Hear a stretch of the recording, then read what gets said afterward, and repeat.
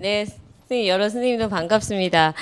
예리한 분석은 제가 너무 진짜 염치를 아는 인간이면 저만 넙죽 제가 했습니다. 말씀드리기가 너무 부끄럽고요. 자, 저희 식구들이 다 해주셔서 진짜 차려진 밥상에 숟가락만 얹는 그렇지만 좀 잘 한번 얹어보도록 하겠습니다. 제가 할게요. 네. 이게 잘하진 못하지만 요거랑 요거요. 제가 이제 지난 1년 동안 딱 이제 1년이 됐는데 1년 동안 저희 상담소는 아무래도 다른 상담소랑은 좀 다르게 좀 특색이 있잖아요. 보통 온라인 상담소라고 해도 보통 가족 문제나 뭐 특히 아이들 대상으로 한다면 진로 문제, 이런 뭐 성격 문제, 뭐 친구 문제 이런 것들이 참 많은데 저희는 아무래도 학습과 관련된 부분들에 좀 더 치중이 되어 있어서 저는 이제 처음 꾸릴 때는 적응이 좀 안 됐었어요. 어떤 내용들이 이제 올라올까 이렇게 적응이 잘 안 됐는데 1년을 거쳐가면서 점점 한번 그 영역 개편도 했었잖아요. 그 개편을 하면서 우리 뭐 상담넷이 지향하는 바 아니면 좀 더 초점을 둬야 되는 부분들이 좀 명확해진 것 같은 느낌을 받았고요. 그리고 이렇게 하나하나 이제 저희 기관별로 보면 이 그래프로 이렇게 잘 지금 표현이 됐고요. 그래프를 보면 저 사실은 이 1년 단위의 그거 가지고 어떤 특징을 잡아내기는 좀 어려움은 사실 있는 것 같아요. 아마 올 5월부터 해서 다시 이번 1년이 돌아와서 2년간의 것들을 비교를 해본다면 정말 어떤 달에는 어떤 특징이 있는 상담 내용글이 많은지 이번에는 제대로 분석이 되지 않을까 하는 기대를 갖게 되고요. 우선 올 한 해, 지난 한 해를 그냥 둘러보는 차원으로 본다면 아무래도 5월 25일 날 시작돼서 5월 달 건수 상당히 많은 편입니다. 그렇죠? 이게 이제 얼마나 기대에 차서 저희가 이제 출범이 됐는지 18건이었어요. 25일 날 이렇게 해서. 그리고 6월 달 상승세를 막 타고 있습니다. 이제 거의 사무실에서 온갖 총력을 기울여 여러 선생님들과 함께 이렇게 이루어졌던 것 같고 7월까지 그리고 아무래도 이제 휴가를 다 떠났습니다. 휴가를 다 떠나고 그리고 이제 9월부터 10월, 11월, 12월 서서히 증가하는데 아무래도 이건 이제 학부모님들이라는 입장에 따라서 이게 서서히 증가하지 않았을까 하는 생각이 들고요. 그리고 이제 뭐 중간고사 10월에 중간고사 보고 그리고 11월 수능 12월 그리고 이제 기말 이렇게 하면서 1년의 성적표를 받아들고 우리 아이 이래선 안 되겠다 이런 긴장감도 가지셨을 것 같고 그렇게 해서 이제 연말에 조금 더 많이 이제 활성화가 됐던 것 같고요. 그리고 아무래도 방학 때는 또 믿어봐야죠. 아이들을 우리 아이들을 다시 한번 믿어보고 지켜보다 2월 새 학기를 앞두고 새 학년을 앞두고 다시 긴장되는 마음으로 우리 아이를 재정비한다는 의미에서 또 긴장과 불안, 초조가 함께 또 글이 또 올랐을 것 같습니다. 그리고 3월, 4월, 5월 지금 살짝 이렇게 정체기일 것 같고요. 근데 조금 더 지나봐야 이제 이 흐름이 이제 확인될 것 같고 저희는 아무래도 학교 교육이나 뭐 하여튼 교육 학습과 함께 저희가 사이클이 돌아가는 게 좀 확실하지 않을까 하는 생각도 듭니다. 제가 조금 전에 말씀드렸듯이 이제 한 해 더 진행을 해서 2년간의 어떤 자료를 분석해서 특정 시즌 뭐 4, 4분기 이렇게 해서 뭐 첫 번째 분기에는 어떤 영역들이 많은지 아니면 어떤 달에는 어떤 내용 아니면 어떤 영역에 상담 글이 많은지 확인해 본다면 그게 굉장히 의미가 있을 것 같은 생각이 들었습니다. 그리고 영역별 이제 현황을 보면 저희 처음에는 학습 생활 및 심리 이 영역으로 이렇게 갔었어요.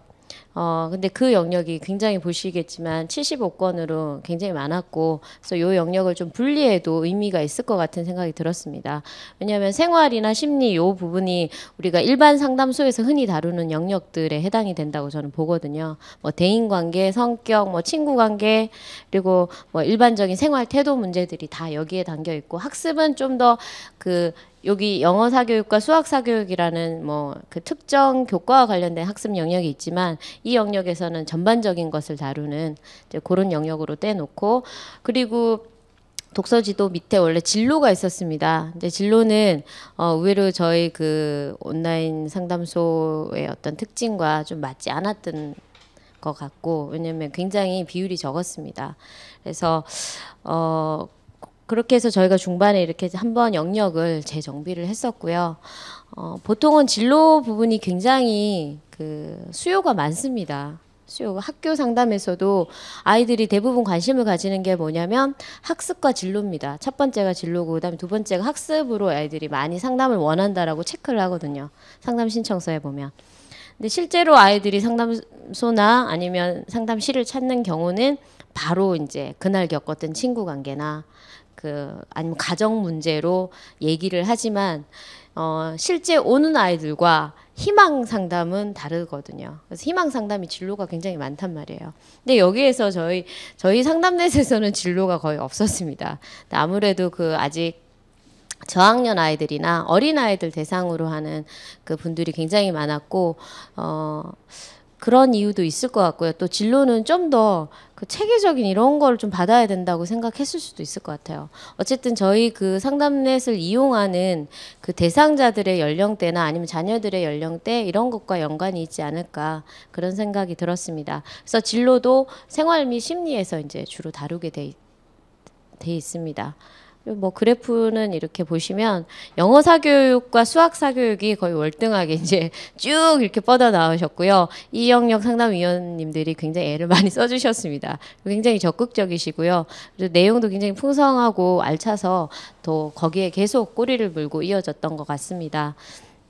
그리고 영어와 사교육은 아무래도 학습보다 더 이렇게 많은 건수가 이제 갔던 것은 저희 상담넷을 이용하는 학부모들의 경향도 있고 그리고 최근에 저희 그 여러 학부모님들의 경향이 좀 더 구체적인 그런 그 교육 방법이라든지 접근 방법을 알고 싶어하고 실질적인 도움을 받고자 하는 근데 이런 욕구도 있을 것 같고 또 그렇지 않다 하더라도 요즘은 골고루 다 잘하는 그런 거보다는 엄마들이 요즘은 욕심이 집약적이 되었습니다. 뭐 평범하게 잘하는 뭐 90점대 이상 이런 게 아니라 영어 수학을 뭐 몇 프로 뭐 1%에 들었으면 좋겠다라든지 이런 식으로 영어 수학에 대한 어떤 비중이 예전보다 제가 공부할 때보다는 도리어 더 이렇게 집중되는 이런 느낌을 받았거든요. 그래서 그런 영향이 아닐까. 특히 초등학교 때부터 영어를 미리 해놓는다든지 수학도 미리 선행을 땡겨 놓는다든지 이제 이런 영향들이 여기서 나타나는 것 같고 전반적으로 생활심리 이 부분들은 많은 관심을 그냥 쭉 이렇게 깔려서 가는 것 같습니다. 그리고 독서 지도 같은 경우는 이제 중학생 이상의 자녀를 둔 학부모님들은 거의 관심을 기울이지 않아요. 그래서 유치원생이나 아니면 초등학교 저학년 정도까지 이제 관심을 기울이다 보니 퍼센트가 요 정도 나온 것 같은데 그래도 썩 적은 편은 아니죠. 그러니까 가장 적극적인 또 학부모 연령대라 또 이렇게 많은 관심을 기울이고 있는 듯합니다. 그리고 상담 방법하고 비중을 보시면 저희는 아무래도 이메일 상담은 제 생각일지 모르겠지만 구색 맞추기로 좀 저는 넣었다고 생각을 하거든요. 정말 비밀스럽게 자기 얘기를 의논할 수 있는 공간으로 제가 만들어놨고 실제로 많이 이용하고 있지는 않습니다. 주로 게시판 그 상담을 통해서 이제 이루어지고 있고요. 그리고 내담자와 해당 아동과의 관계를 보면 아무래도 부모님들이 그리고 사교육 걱정 없는 세상이라는 단체를 아이들이 직접 아는 건 좀 어려운 것 같습니다. 그러니까 아이들에게는 그냥 바로 그냥 열심히 그냥 공부할 뿐이고 열심히 가방 메고 다닐 뿐이라 이런 단체까지 이제 눈을 돌리기는 좀 어려운 상황인 것 같고 이제 부모님들이 이렇게 주로 이용을 하고 있습니다. 부모님들 중에서도 가끔 아버님들도 보이시긴 하던데 주로 어머님들이 열심히 활동을 하고 계시고요. 이제 지인들 그 옆에서 뭐 친지 분들도 되실 거고 아니면 뭐 아이를 가르치는 공부방 선생님들 뭐 이런 분들도 걱정을 담아서 이제 글을 또 올리시기도 하시던데 저희 부모님들도 조금 더 증가를 했으면 좋겠다는 바람도 있고 옆에 있는 지인들이 좀 적극적으로 또 안내해주는 이제 그런 역할까지 기대를 하게 됩니다. 그리고 내담자 해당 아동과의 관계 보면 이제 직접 본인들이 글을 올렸던 친구들이 이제 이런 문제로 올렸고요. 그 연령대를 보시면 학원 및 사교육 정보와 관련해서는 주로 이제 유치 그리고 초등부에서 직접적인 이제 영역에 대한 내용은 조금 뒤에 다루겠고요. 그리고 학습 부분도 초등이 가장 많죠. 그리고 생활 및 심리는 거의 중학교까지 고르게 이어지고 있습니다. 이게 보면 학습 문제까지는 고등학교에서도 이렇게 고등학생 자녀를 둔 학부모님들이 의논을 하시곤 있지만 생활 및 심리에서는 거의 고등학생쯤 되면 사교육 걱정 없는 세상에 관심을 가진 학부모님 같은 경우에는 생활 및 심리에 굳이 이렇게 의견을 올리실 분들이 없으신 상황인 것 같아요. 이제 정말 걱정 생활과 심리와 관계에 대해서 좀 고민글을 올리신다면 다른 상담소를 이용하고 있지 않을까 하는 추측을 하게 되고요. 보면 이제 중학생, 초등학생, 뭐 저학년, 고학년 고르게 그리고 유치원까지 생활 습관과 관련되거나 아니면 아이의 그 친구 관계 문제 그리고 학교 생활 이런 부분에서 이제 걱정을 담으시고 얘기를 많이 하시고 계시는 것 같아요. 그리고 영어 사교육과 수학 사교육 이게 뭐 거의 지금 좀 보시면 조금 차이가 있는데 영어 사교육 같은 경우는 초등학교, 저학년, 고학년, 중학교 거의 고르지만 초등학교 비율이 더 크죠. 그리고 수학사 교육 부분이 초등학교 저학년은 좀 약해요. 일단 아직까지는 그냥 산수 차원에서 편안하게 이제 보다가 한 3학년쯤 되면 경각심을 가지시면서 좀 긴장을 하시는 것 같아요. 그래서 고학년 때 그리고 중학교 때까지 이렇게 쭉. 요게 아무래도 저도 지금 초등학교 아이 2명을 키우고 있는데 저도 요런 느낌은 들었어요.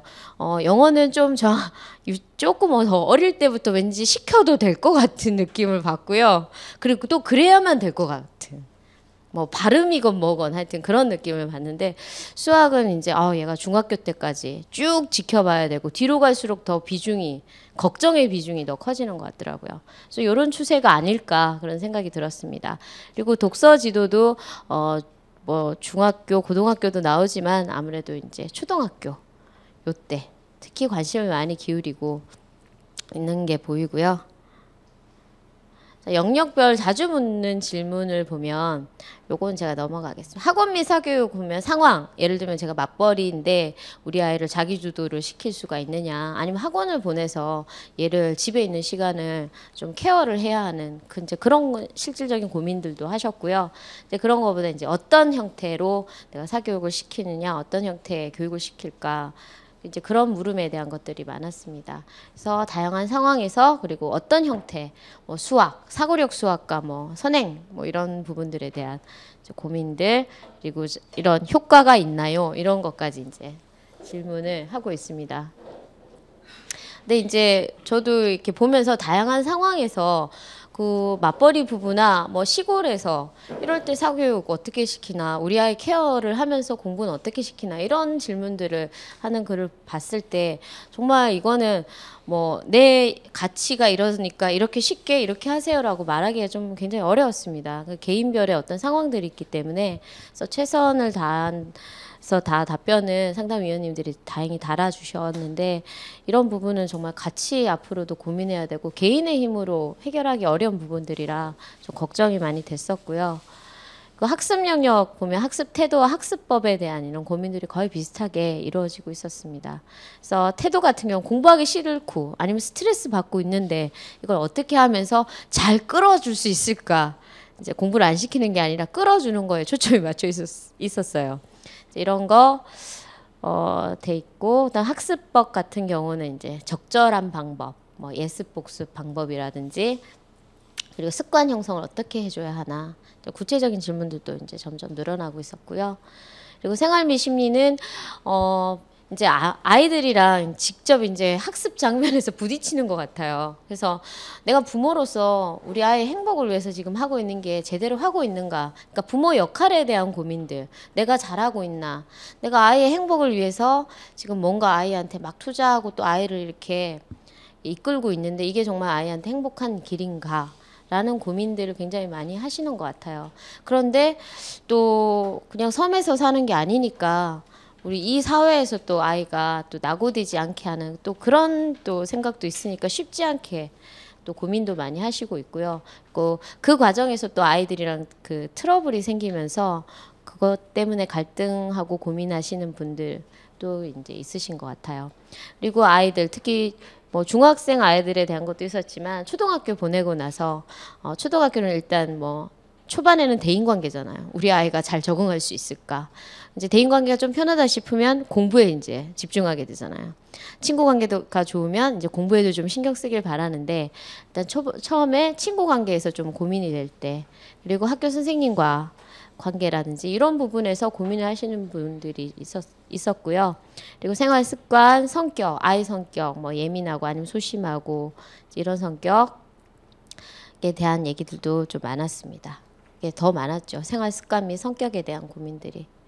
아이에게 정말 관심을 많이 기울이고 계시고요. 또 아이에 맞게끔 아이의 성향이나 그 정말 아이가 가진 어떤 기질이나 아이가 가지고 있는 어떤 것에 잠재력 이런 거에 좀 초점을 맞춰서 해주고 싶어 하시는 그런 부모님들의 열망들이 많이 느껴졌습니다. 그리고 부모 관계, 부모 역할에 대한 고민 요거 아까 했었죠. 마음 여린 아이가 뭐 신체적 위협을 당할 때 어떻게 해결을 해야 될지 모르겠다는.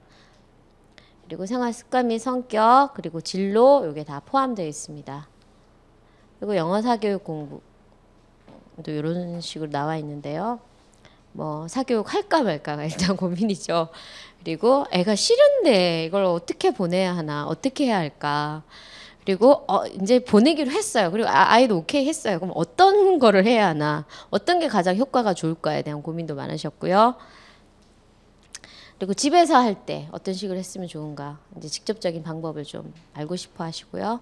그리고 수준별, 그리고 영역별, 그리고 상황에 따라서 또 좀 세부적인 고민들이 이어지고 있습니다. 그리고 수학 사교육 영역도 이렇게 보시면요. 할까요 말까요? 여기 항상 시작이죠. 하기로 했으면 어떤 걸로 시킬까요? 이렇게 또 아이의 수준에 따라서도 좀 다르게 또 이렇게 되죠. 수준이 높은 애는 수준이 높은 대로 또 고민이 생기고 너무 낮은 경우는 또 낮은 대로 고민이 되더라고요. 그리고 집에서 공부하는 방법 또 이렇게 독서 지도도 이렇게 보시면 아무래도 구체적인 독서 방법. 왜냐하면 이 독서 지도에 관심을 가지시는 이제 부모님들 같으면 이제 기본적인 마인드는 형성이 되셨고, 네, 이걸 정말 아이에게 하면 정말 좋다라는 마음이 있기 때문에 그렇다면 구체적인 그 습관이나 또 방법에 대해서 이제 정말 궁금해하시고 또 내가 알고 있는 게 맞는지 확인하고 싶어 하시는.